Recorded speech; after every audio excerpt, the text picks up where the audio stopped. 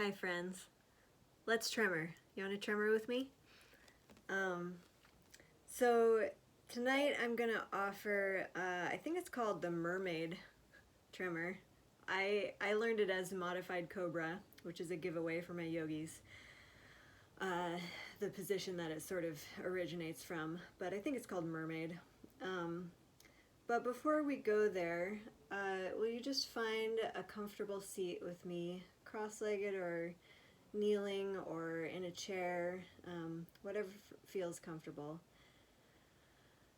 And then just take a moment to arrive. Take a deep breath and sigh it out.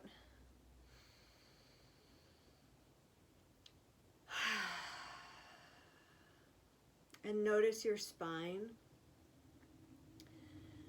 See if you can root down to whatever surface your butt is touching. Kind of find some grounding there, some stability there. And then root up through the spine, seeing if you can find some length all the way up through the neck and the top of the head. So let your shoulders go up, back, and down the back. See if that opens up a little room in the chest for you to sit nice and tall. Not sort of cranking your spine into its most stretched possible position, but just finding some sort of buoyant length up through the spine. And then breathe.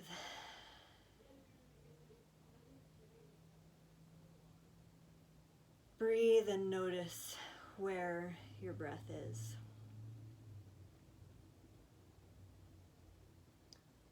So, one of the reasons this practice, this tremoring practice, can be helpful is because it is an exploration of the breath.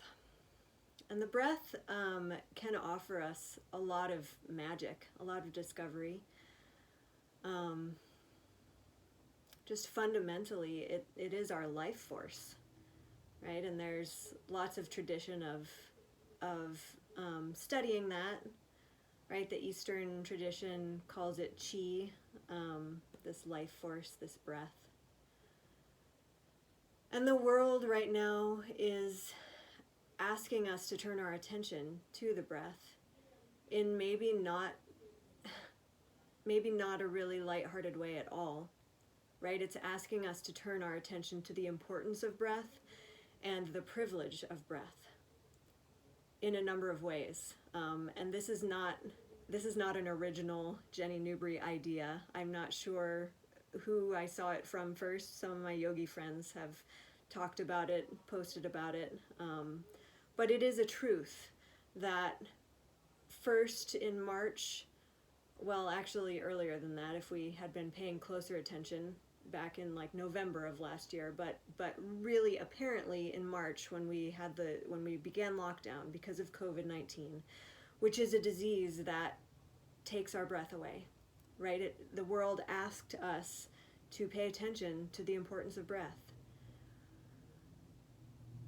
And notice your breath as I'm talking about that truth. Is it changing? Is it uncomfortable to take a deep breath?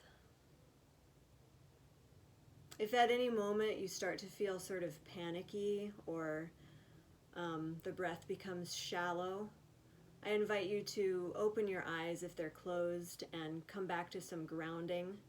You can even like stomp the feet on the floor to increase the sense of grounding.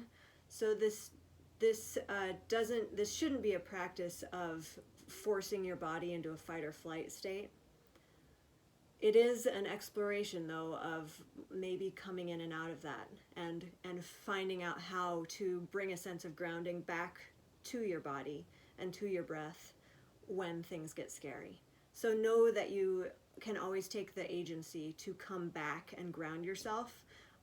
Pause me, walk away, just, take some time if you need it.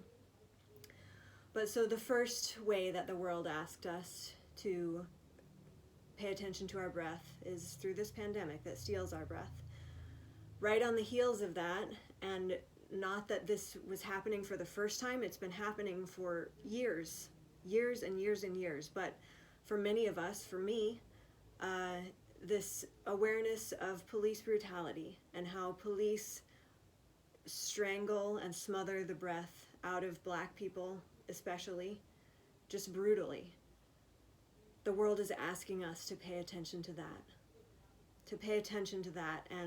and recognize the injustice and just the wrongness of that, to involve ourselves in that, to recognize the privilege that we have every breath that we personally can continue to take when it's literally being stolen from others.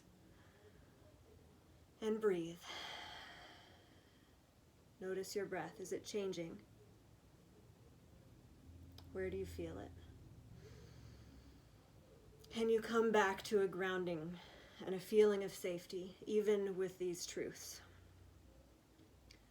And then a third way, most recently, that the world has been offering us, asking us to turn our attention to, is with the forest fires all over the western United States, other parts of the world too. And again, this is not the first time, but they were really bad this year. And for many of us in Portland, where I am, the air got so bad that we couldn't go outside. It was unsafe for us to go outside.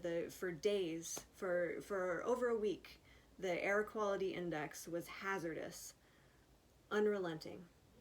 So the world was not allowing us to breathe fully, healthily, in the way that we're used to.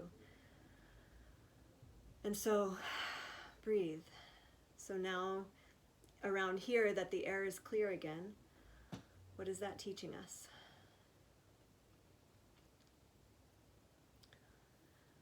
So let's move into the tremor now with those ideas in mind. If you're feeling grounded and ready to explore tremor, just with those ideas, that when we have the privilege of exploring a breath practice, how can we use that information? What can we do? What can we learn from our exploration of breath? So, coming to hands and knees here first. We're going to start in the healthy cow. If you watch that one, we'll start there with that exploration, because the spine here, it drapes between the shoulder blades, which is a little bit, I think, easier to find on hands and knees. So if you push through your hands, you can find where the spine can be really up and sort of long and supporting the weight of your body, or you can let the spine sort of drape down in between the shoulder blades so that it's hanging. And this is the place that we want to explore this tremor from. So if you push through your hands and then let the spine fall, see if you can find that drape where the spine is draping in between the shoulder blades. And then from here, come down to the belly and let your forehead be on the mat, hands right underneath the shoulders.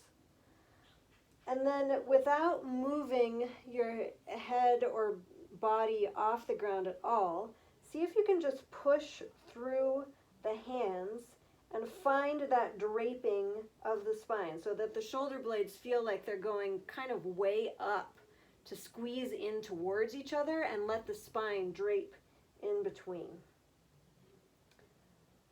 And if you can find that, from there, just start to push ever so slightly into the palms of the hands. And breathe.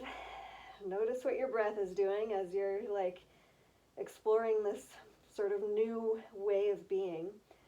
Your forehead might not come very far off the ground at all, and see if you can let your neck still be loose. So instead of kind of holding the head up here, see if you can let the head just kind of do what it does, let the neck be loose. And this is maybe not one that is easy to hold for very long, but as you push through the hands here, Coming back to that draping feeling of the spine. Coming back to the neck being loose.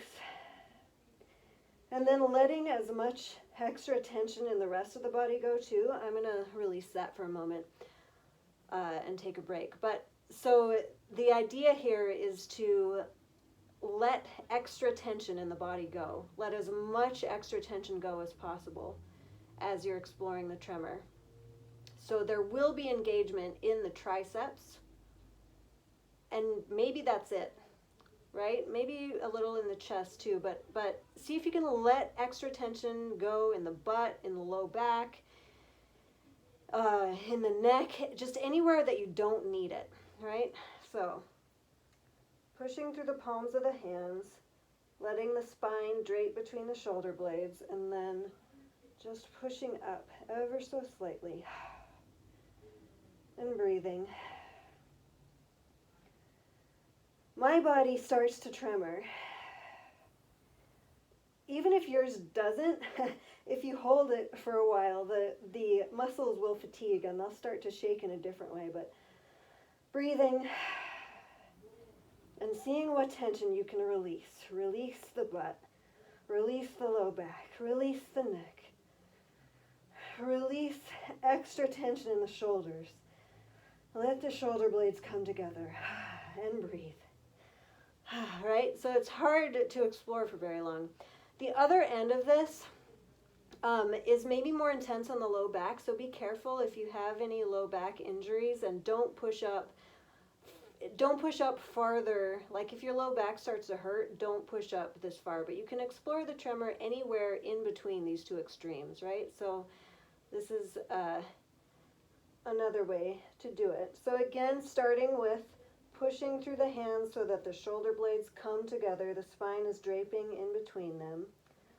See if you can let your glutes be soft, try not to clench them up, and then coming up into a higher place. And anywhere in between, right? So you can do a medium one. That's probably, for me, that's really hard to hold for a long time, but if you push up farther like this, it may be easier to find the tremor. But again, seeing if you can let the spine drape between the shoulder blades. Let the neck hang. See if you can let your glutes unclench.